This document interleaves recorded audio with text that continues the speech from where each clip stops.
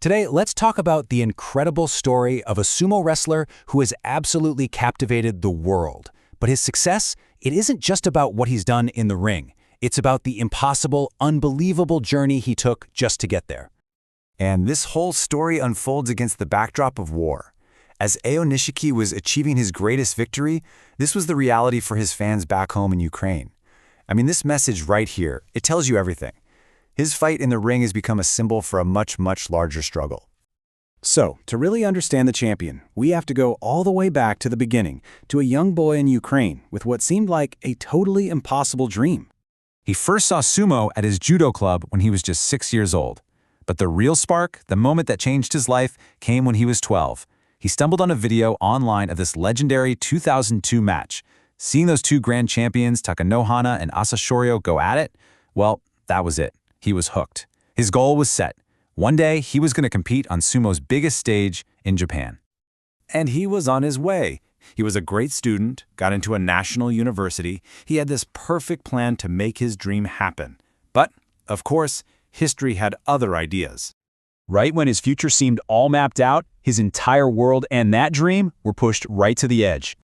When the invasion began, a new law dropped. All men aged 18 and over were forbidden from leaving Ukraine. And just like that, a ticking clock started on his entire life's ambition. And get this, his window to escape was razor thin. At 17 years and 11 months old, with his 18th birthday just a few weeks away, he knew it was now or never. He had to get out. So what followed was this frantic dash. He first escaped to Germany to be with his mother, but he had to keep his sumo training going. So, in a bit of a Hail Mary, he reached out to a man he'd only met once before at a world tournament, a Mr. Yamanaka from Kansai University in Japan. And in this incredible act of kindness, Mr. Yamanaka offered him a place to live and train. He was the lifeline that pulled his dream back from the brink. So after making it to Japan against all odds, Eo Nishiki didn't just settle in. Oh no. He immediately kicked off one of the most insane, meteoric rises the sport has ever seen.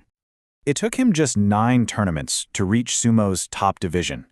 Now, to put that in perspective for you, that ties the all-time speed record for the fastest promotion in history, ever. And he wasn't done, not by a long shot. He also set another speed record, the fastest ever Kinboshi win. So what's a Kinboshi? Well, you can think of it as a gold star, a giant killer award. It's one of the highest honors a lower-ranked guy can get, because it means you pulled off a massive upset against the Yokozuna, the top dog in sumo. And Eo Nishiki got his faster than anyone in history.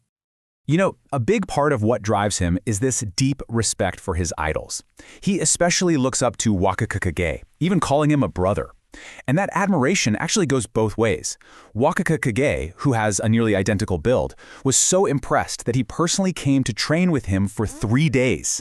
So, the big question is, how did he do it? How did a young man who fled a war zone rise so far, so fast? Well, the answer comes down to 4 key reasons. And believe me, you are not going to see the last one coming. Okay, so the first 3 reasons, they make total sense.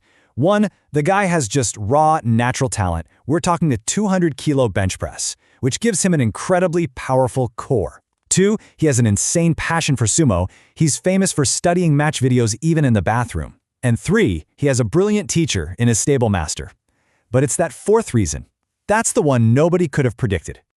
It turns out his secret weapon was born from a complete, total cultural misunderstanding. Back in Ukraine, he says, they thought it was cool to win quickly and easily, using moves like leg trips that are often seen as kind of cheap or less honorable in traditional Japanese sumo. So this wrong way of learning gave him this unpredictable, unorthodox style that has just baffled his opponents. But this story is about so much more than just personal triumph and a clever technique. His victory became a symbol of something much, much bigger for his entire home country. You know, a while back, Eo Nishiki said that his success was going pretty much unnoticed in Ukraine. He figured they have other things to worry about. But after his championship win, everything changed. The country just erupted in celebration. It was, as one fan put it, like a dream.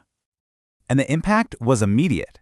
I mean, he became the first Ukrainian-born wrestler to ever win a top division title. News outlets were flashing the story within the hour. Fan groups were just flooded with messages of pride and joy. For a nation going through so much, His victory became their victory, a rare and desperately needed piece of good news. And through all the records, the fame, and the national pride, his personal motivation is still so deeply human. His family is scattered. His parents are in Germany. His brother is still in Ukraine. His ultimate dream isn't about another championship. It's just to have his whole family together again, sharing a meal around one table. Nishiki's journey really leaves us with this one big question. It's just a powerful reminder that sometimes the fight for a personal dream can become the symbol of hope for an entire nation fighting for its future.